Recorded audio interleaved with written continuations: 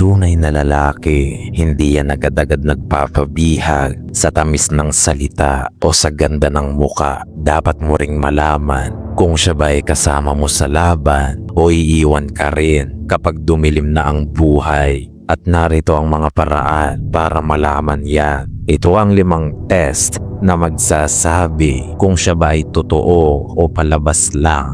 Huwag na huwag mong tutulugan ang mga test na ito dahil iiyak ka talaga kapag napunta ka sa maling babae. Hit the like and subscribe button dahil matinding aral na naman ang matututunan mo sa video na ito. Let's begin. Number 1. Submission test. Sa mga babaeng makakapakinig nito, linawin ko lang sa inyo. Submission doesn't mean weakness. It means trust. At ikaw namang lalaki, responsibilidad mo na ipaunawa yan sa partner mong babae. Ngayon, bakit mo kailangang ilagay siya sa submission test? Lalo na kung ikaw yung lalaki na seryoso at hindi ginagawang laro lang ang pakikipagrelasyon. Ganito yan, tanungin mo ang sarili mo. Does she trust your leadership? Nagtitiwala ba siya sa kakayahan mong mag-lead ng relasyon? Does she allow you to guide, decide, and protect? O nakikipag-away pa siya sa iyo para lang siya ang magkaroon ng kontrol? Kung ngayon pa lang hindi na siya nagpapasakop sa iyong leadership, paano pa kaya kapag kinasal na kayong dalawa? Baka gawin ka lang niyang personal labor para pagsilbihan siya habang buhay, tapos hindi ka pwedeng magreklamo. Maging maingat ka sa mga babaeng ganyan. Kung mabigo siya sa submission test, hindi siya worth it na babae. Because a woman who cannot follow your submission will eventually create division. Unawain mo yang mabuti. Number 2. Discipline test. Tandaan mo ito, ang kagandahan, kahit anong gawin mo, kukupas at kukupas yan. Hindi mo yan mapipigilan. At minsan, mas dumarating yan sa tao ng mas maaga. Ngunit ang disiplina sa sarili, yan ang panghabang buhay. Kaya lagi mong titingnan ang mga kilos niya. Marunong ba siyang mag-manage ng pera o hindi? Marunong ba siyang mag-alaga sa kalusugan at katawan niya o pabaya at tamad siya? Marunong ba siyang mag-control ng emosyon o basta-basta na lang siyang sumasabog ng walang dahilan?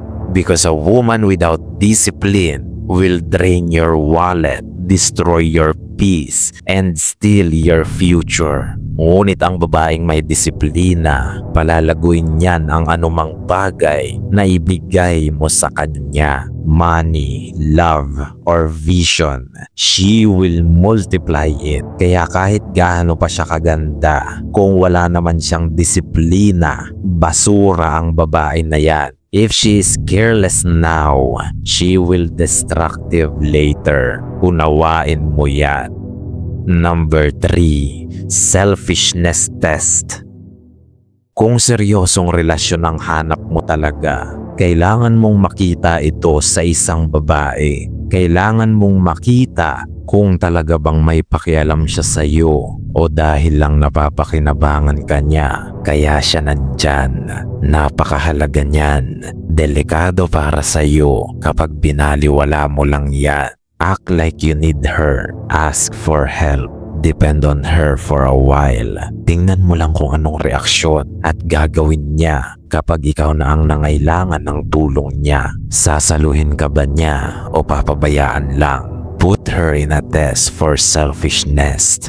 Dahil dyan mo makikita kung talaga bang pang ride or die siya o nandyan lang siya dahil may pakinabang ka pa. Dahil ang alaga ng isang tunay na babae ay wala sa salita niya. Nakikita ito sa kung hanggang saan ang kaya niyang isakripisyo para sa iyo at sa inyong dalawa. Alalahanin mo ito. A nurturing woman will carry you when you get tired, but a selfish woman will disappear the moment you lean on her. Number 4. Anger test. Ito ang isa pa sa pinakamahalaga. Ito ang magsasabi kung magkakaroon ka ba ng peace of mind sa kanya. Ito ang magsasabi kung magiging masaya ang buhay mo sa kanya o magiging miserable ka lang. You must know how she handles anger. Paano ba niya hinahandle ang sarili niya kapag galit na siya? Anong ginagawa niya at paano niya tinatrato ang ibang tao kapag galit na siya? Lalong-lalo na ikaw. Paano ka ba niya itrato kapag galit na siya? Iniinsulto ka ba? Minamaliit, minumura, sinisiraan, dinuduraan o sinasaktan? May respeto pa rin ba siya sa iyo kapag galit na siya? Yan ang mahalagang tanong dyan. Does she still respect you when she's mad? Dahil kung mawawala ang respeto niya sa iyo sa tuwing magagalit siya, she already failed the anger test. At wala nang rason para magtiis ka dyan. Gagawin niya lang miserable ang buhay mo. Maniwala ka. Temperament is everything. Dahil kung hindi niya kayang kontrolin ang temper niya, magiging toxic lang ang relasyon niyo. Women with bad temper will quickly show their true colors, but a good woman has emotional control. Number 5. Poverty loyalty test. Bago ka mag-commit sa isang babae na gusto mo na talagang ibigay ang lahat-lahat sa kanya, subukan mo munang mawalan ng lahat-lahat. Tingnan natin kung nariyan pa rin ba siya. Mananatili pa rin kaya siya kapag nakita niyang walang-wala ka na. Test her loyalty when your money is tight. Dahil dyan mo makikita ang loyalty ng isang babae. Not when you're winning, but when you're struggling. Hindi mo kailangang gumawa ng eksena at magpanggap na walang pera. Dahil darating ang pagsubok na yan sa inyong dalawa. Legit at makatotohanan. Ngayon, kung mabigo siya sa poverty loyalty test, save yourself and run away. Hindi niya deserve na matikman ang panalo mo balang araw. Kung hindi niya kayang manatili sa baba kasama ka, hindi rin siya nararapat sa pag-angat mo. A real woman will stand by your side, but a fake one will disappear. Kaya bago ka mag-commit sa isang babae at bago ka magyabang tungkol sa kanya, subukan mo munang ilagay siya sa 5 test na yan. Tingnan muna natin kung tunay ba talaga siya. At kung nagustuhan mo ang video na ito, hit the like and subscribe button. Nawa ang lahat ay makaunawa. Hanggang sa muli nating pagkikita, mga mahal kong kawal.